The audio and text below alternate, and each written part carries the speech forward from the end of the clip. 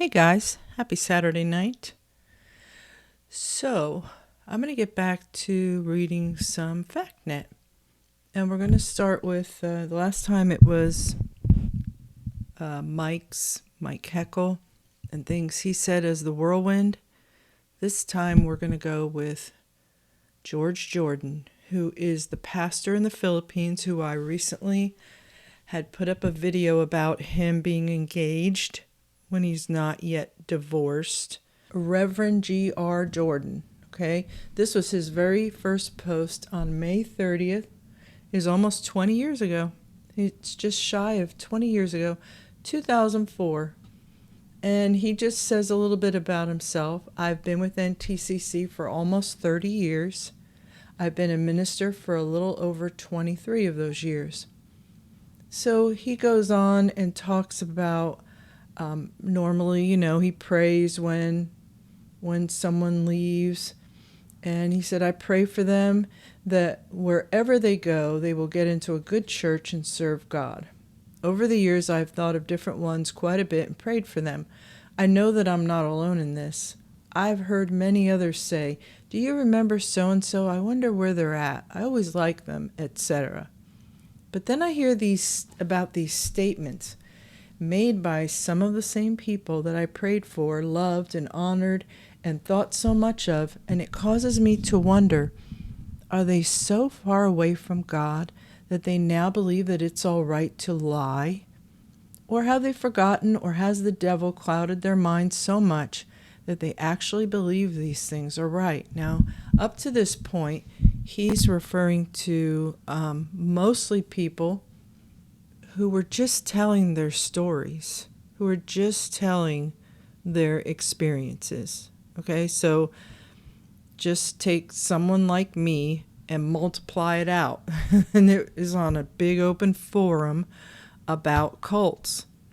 And I have to admit, and I've said this before, when I first got onto FACTnet and I didn't do so without permission from the leadership, because we weren't supposed to be looking at TV. That was the one-eyed monster, and it was the Sinnernet. And so, and back in 2004, there wasn't as much going on the internet as there is now, but there was quite a bit. There was this site, it was FACTnet.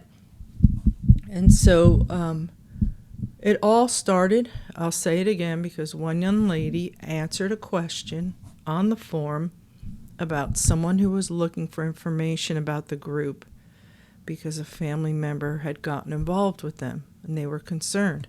And I thought everyone that had shared their experience was very balanced, and they weren't using names, and they were just telling their stories. And they were doing it because they didn't want people to go. They wanted to give people enough information. And many have said that over and over and over again. And the mudslinging did not start until Keckle got on and George Jordan. And they used their positions as reverends and pastors and higher ups in the organization to really say some cruel things. Now, I haven't found yet everything I've wanted. I've gone down a few rabbit holes even tonight. There were things I did not know were here as I was searching. But I thought I would start with George's first post and just take some pieces from it. So he goes on to say, some of these things that have been said they're not worth answering, but here he is answering them. They're just cheap shots made by a bunch of bitter people. And remember, recently I told you that's what Kinson does, that's what Davis did, that's what Mike does all the time, is you lump everybody together. And I played that video several times where Keckle said that he doesn't know of anyone who's ever left that didn't just go out into sin, that weren't just... He has to say that to keep his followers. And so that is what George is doing here. It's how he's been trained, unfortunately. Maybe envious, maybe jealous. I don't know what their motivations are.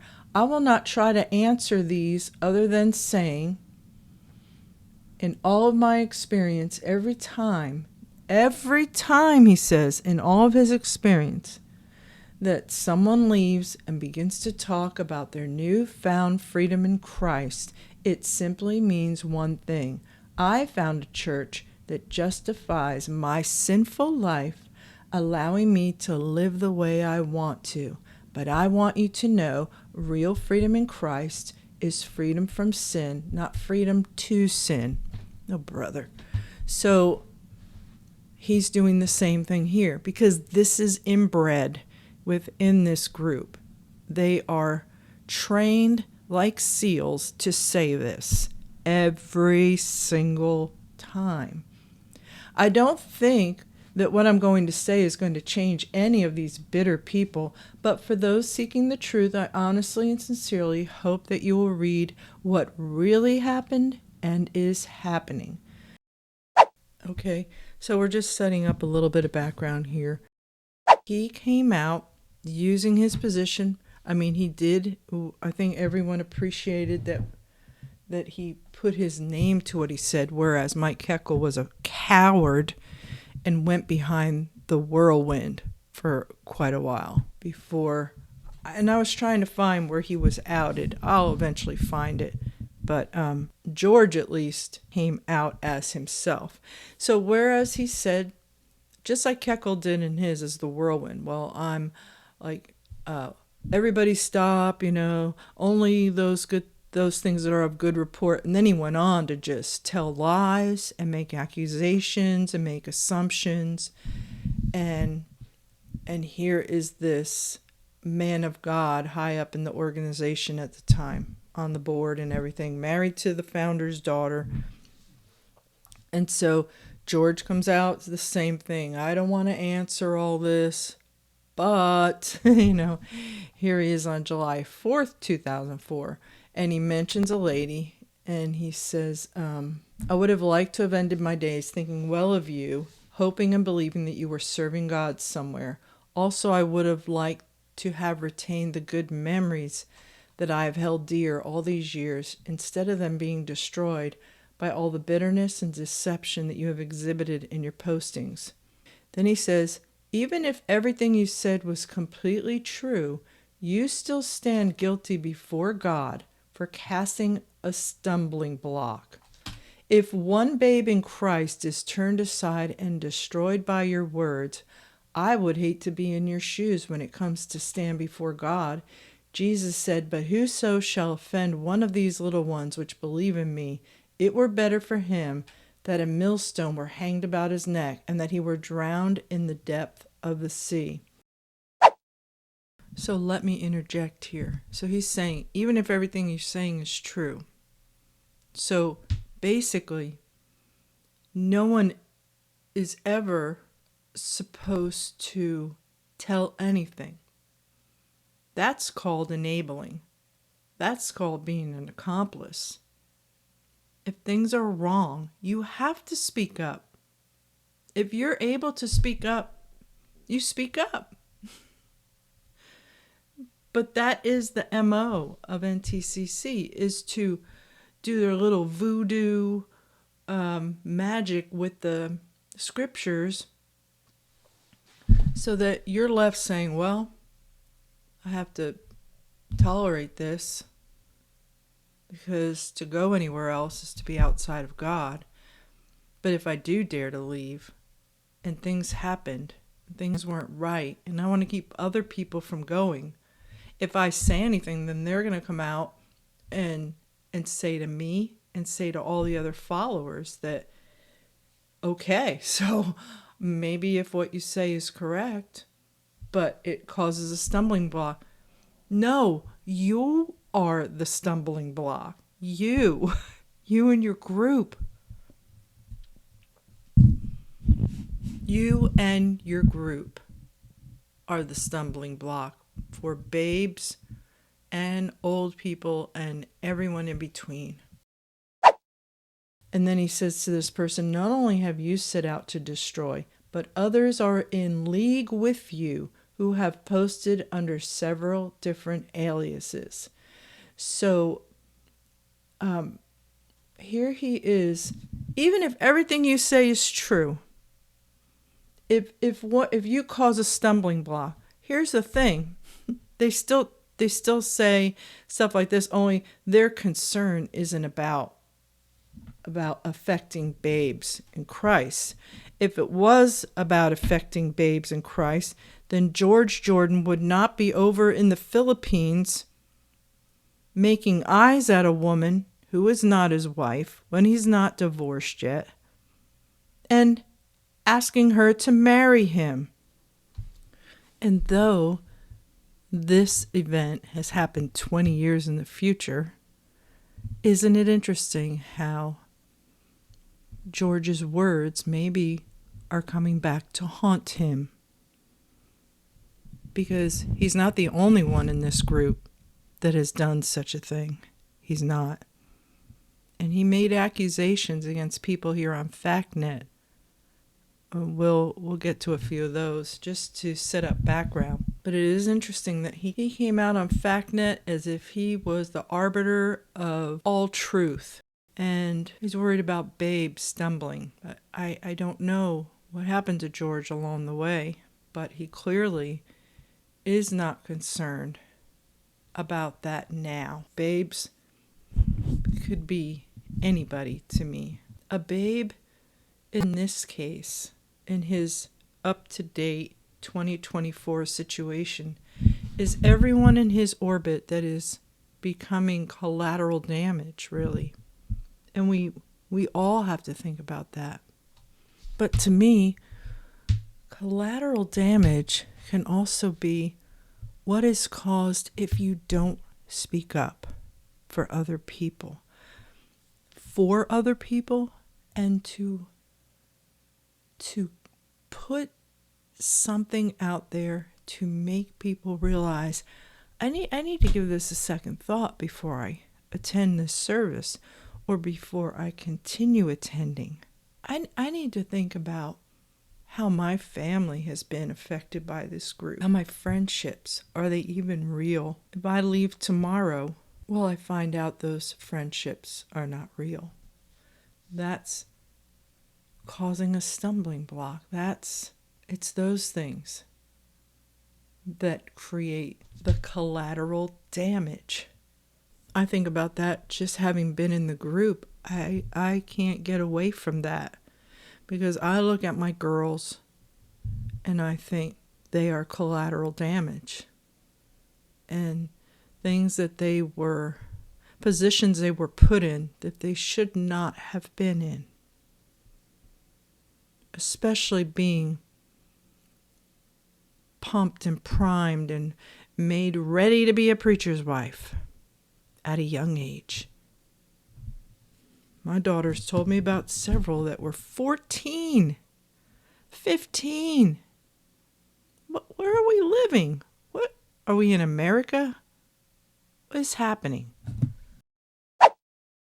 You know, we do have to be careful with our words. There's a lot of things that can be said about this group. People write to me all the time and say, you know, this thing or that thing would be a great topic. And I think I don't even want to touch that because this is about warning and keeping people away. And it's not about being salacious about issues that really require... It requires a whole different forum, mostly a court of law. But this stuff has to be shared. If it has to be shared, it has to be known. They don't get to just come out and say, don't touch God's anointed. You're not allowed to say this, and you're malevolent. Really? So he's talking here, doing the same thing Heckel did, doing the same thing Davis taught him to do, which was to just lump everybody together and call them all bitter. And then he begins to pick off people one by one. And so then he speaks to this woman and says, when I posted before, I explained what constitutes a lie biblically.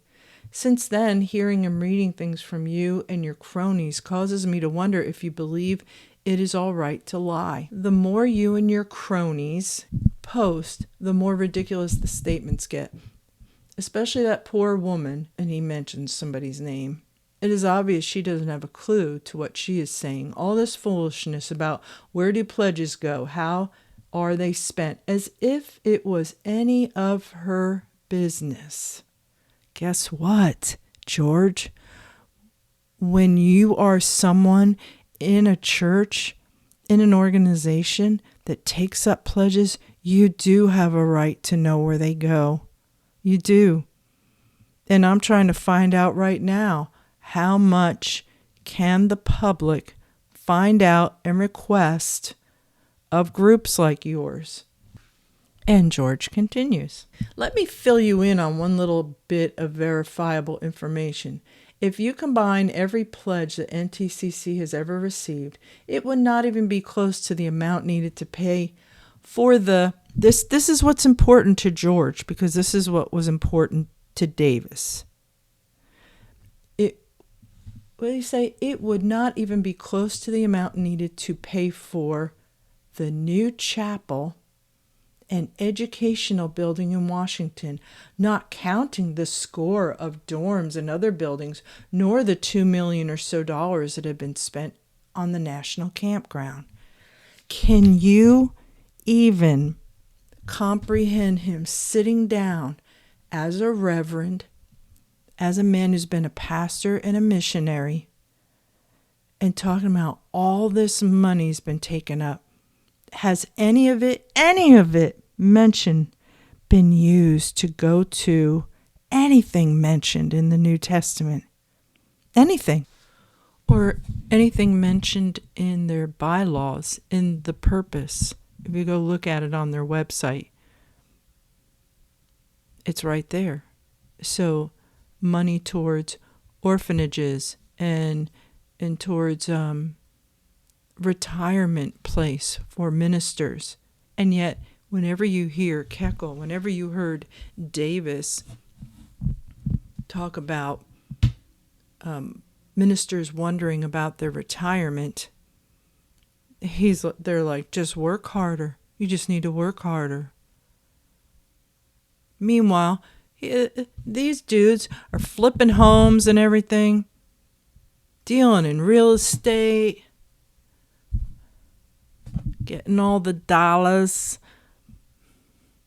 They don't have to worry about retirement. But $2 million, plus you're going to see, he just mentions in just this one small post, about $2 million for a campground and $50,000 each from two different churches that were pledged in a local church in Texas for money to go up to Graham for a new chapel and an education building. How do you dupe people into doing that when they're not even on location? How? What do you say to them? That's a lot of money.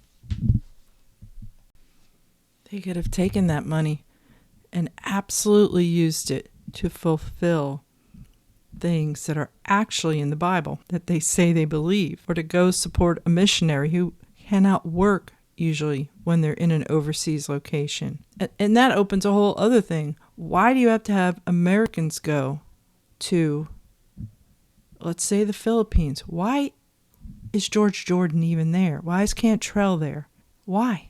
What are they doing? Why don't they have Filipinos in there? You've had a church in a country for how many decades, right? I think it's because they don't trust them. I think they want a company man wherever there's anything that involves money. And that's just my own personal opinion. I can't even believe he had the gumption to do that. Because I know when I read this, when he posted it, and you're starting to see money amounts, it's a lot of money.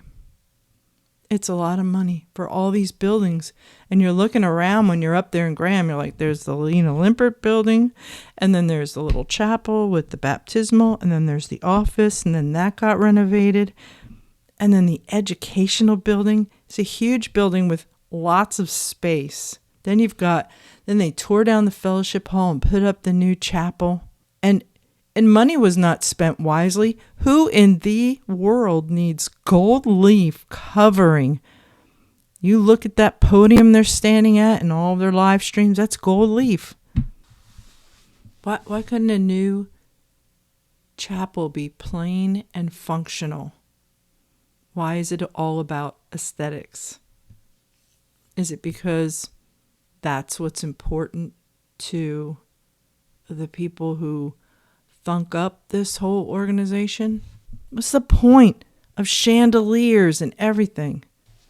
Here's a funny thing I just thought about. It's not funny, it's humorous. For all of the gold leaf and chandeliers and windows way up high, the beautiful chairs for the men of God to sit in on the platform. I was thinking about those nice chairs up on the podium, right? And I talk a lot about the cookie cutter nature of the preachers and the preaching, and every service is run the same way in the whole organization. Trust me, I've seen the videos and they all look the same. The preachers look the same. I think most of them have their hair parted on the same side. Some of these preachers could be in the dinkiest little storefront space. Like really small, like narrow and short. And they've got a big screen up there. They had a big screen up on the wall, and they've secured a nice chairs to flank either side of the podium, which those tend to be nice. There's a lot of modern churches I've seen. No, modern's not the right word. Just other churches, okay, that are huge. And the guy's just standing there at like something you can walk out of Walmart with under your arm, Just some kind of little thing to put his tablet on or whatever he's using. I've seen some of these places they try to mimic Graham. It's sort of like, and I promise I'm going to circle back, I promise. But this all goes in together, and it's just where my head space is as I'm thinking about this. It reminds me of, so you've got all these churches imitating Graham. They try to get as nice a podium, some big thing takes up half the room.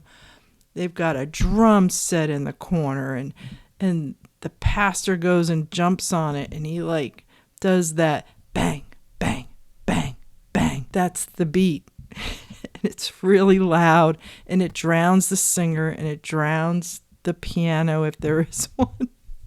Drowns the tambourine. But everybody's trying to mimic that. And I don't know if they're being forced to. I have to believe there's a directive. Like this, like there was a diagram in a book, and the way I share the Soul Winner's guidebook to the galaxy, there is some sort of layout. This is how you have to do it. If you get a plant, it has to be matching on either side. And you have to have the big screen up there, and you have to have some kind of sound equipment, and you have to show the scripture up there and for the live streaming. And bless their hearts, some of these places, I really feel bad because they clearly have gone out to do the best they can. Like they probably went to a kook store, and that's Davis's word for it, not mine. But most who have been in or are in know that word. I feel like some of them got their chairs there. They're very worn in. Either that or it's just a big rump that's been sitting on it. But it's so weird to me. It's just so weird how everything has moved and there's no individuality, even inside the space. Like you can't really even make it your own. It has to be this prescribed way. And in the same way they're doing that, for years, I don't know if it's still a thing, all the ladies, we all did it. I'm just as guilty of setting up our abodes to look as nice as they could, as near to the style of Verna Davis and of Tanya. And it's so weird to me because you would go in everyone's house and they all had the cornice board. You could be living in the most rundown trailer or 2-bit apartment. You're supposed to be in Bible school. And here you are with this obviously homemade cornice board and swags and drapery. I'm sorry. I think of it now. I'm like running through my mind all the different homes or apartments I visited, and it was all the same. It was all the same, pretty much. I really admired someone who just had like some modern furniture. That would be the type of person you'd be questioning. Are they really in? Oh my goodness. Anyway, let's get back to this. Let's finish this up. I'm going to leave it at all this money part with George, and we'll pick up with him accusing people of doing things before they were actually divorced. He said that to somebody. He said that to a guy. Like he's trying to be Jesus. Like, yeah, and the woman, you're right, you've had 5 husbands or 5 wives, and the woman you're now with is not your wife. You're really not divorced yet. And it's just ironic that 20 years later, he's doing what he accused other people of doing. At least 2 people on FACTnet he accused of doing things with other people when they weren't even divorced yet. So that's coming up, and we'll just leave it at this one topic because let's just finish this up. But that was my little sidetrack that just came to my mind, and I know it will resonate with so many. And it's weird. It's so freakishly weird that everybody, it goes down to hairstyles. How many women were trying to have hair just like Tanya's to make it look, and then you have all these people running around looking the same, looking exactly the same. And when you're someone that walks into it, like visitors wondering where's the soap in the bathroom, they notice, they pick up on those things, because what is just, we're not paying attention to it so much like that when you're in it. It takes someone that's out of it to say it, and then you look around and you're like, wow, there is some truth being spoken there. There was no soap in the bathrooms. You know how many visitors I brought? I wondered why there was no soap in the bathroom. Millions of dollars, tens of thousands of dollars pledged to this chapel, an education building. Why was there no soap? I don't know. I may have asked someone recently about that, someone that I thought might have had the inside track at the time. If they told me an answer, I don't remember it. If you know the answer, or if you're the one that told me and I've just had a senior moment and forgot it, please message me and let me know again why there was no soap. Here's one more question I'll pose.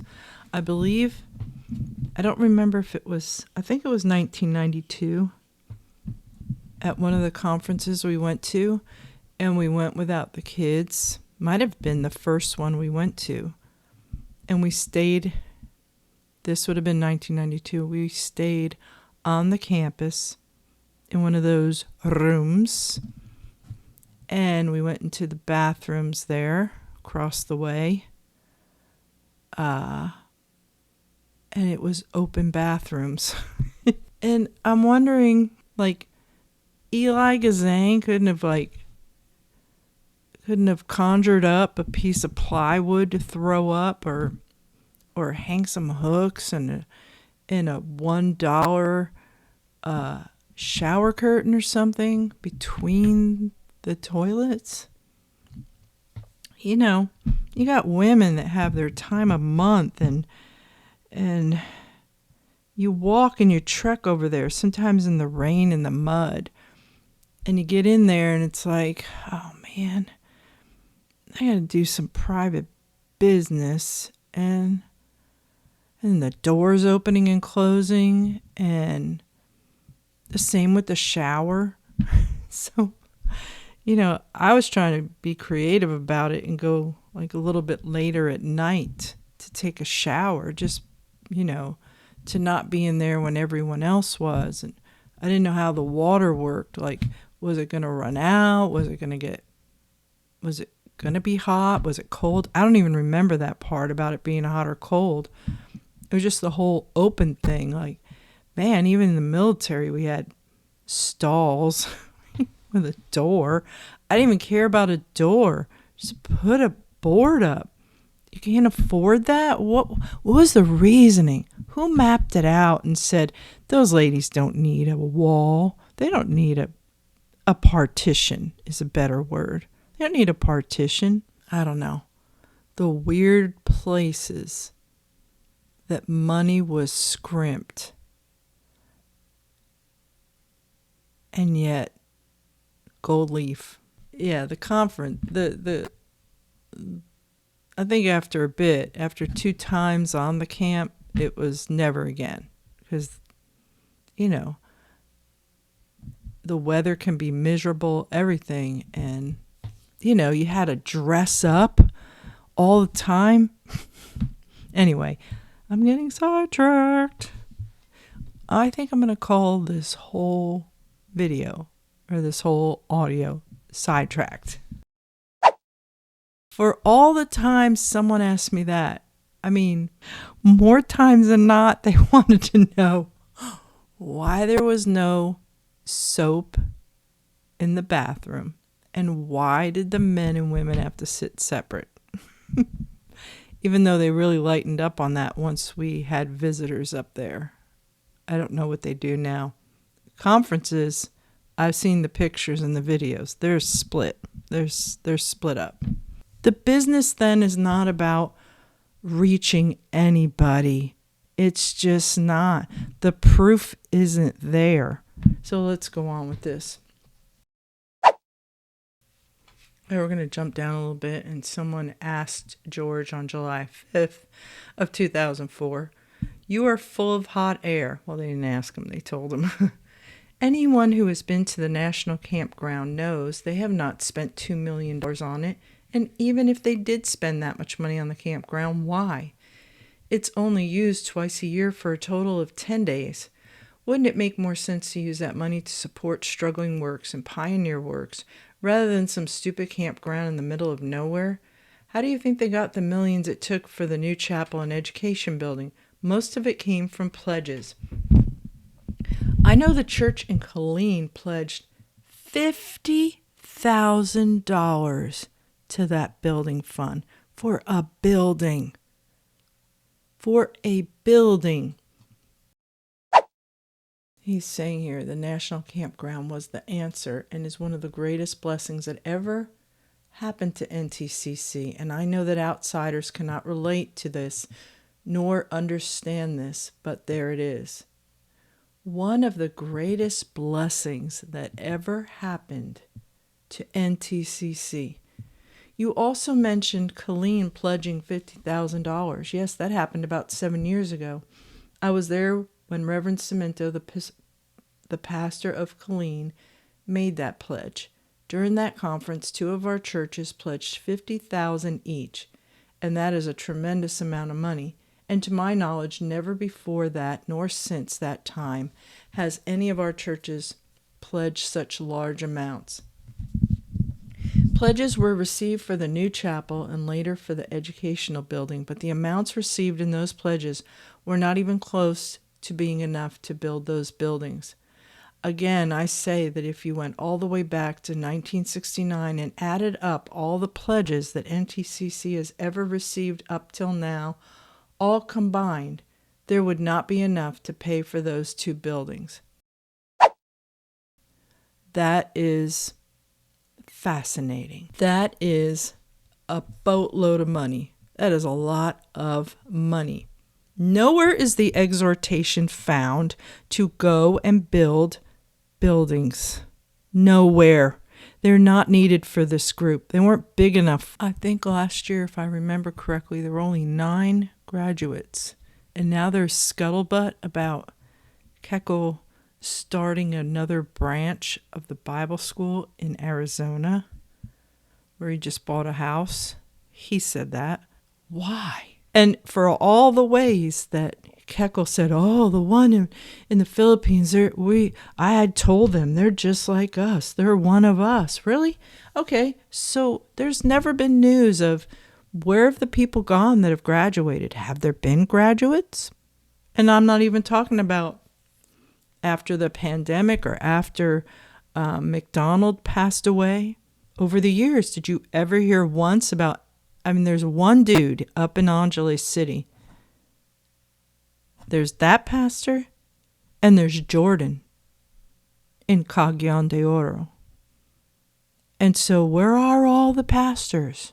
Where are all the churches? Where are all the good news? There is none. You know why? And in a whole separate video I want to do, because Kinson this past week, oh my goodness, him and Gandhi went on and on and on about being in the house, and if you're not there, if you're not in God's house, and it's a question of your dedication to God, blah, blah, blah, every single week. I don't know how many churches I listened in on the same thing. Oh, I don't even have to listen to Crane because I know he's going to do it in Memphis. Here's the thing. He's going on about all this money and all these buildings as if it's important, as if it's necessary. I don't believe God told Davis anything. Go build me a... No, he said, what house will you build me? The idea is to go out into all the world and preach the gospel to every creature, not make them come to you. And here's what, even on that note, go ahead, build a building. They'll come. They will pull the roof off. They will literally pull the door off the hinges if they know that there is the message and the truth and the healing and the miracles of God inside that building happening. If there's a preacher, if there are people, they will come to you.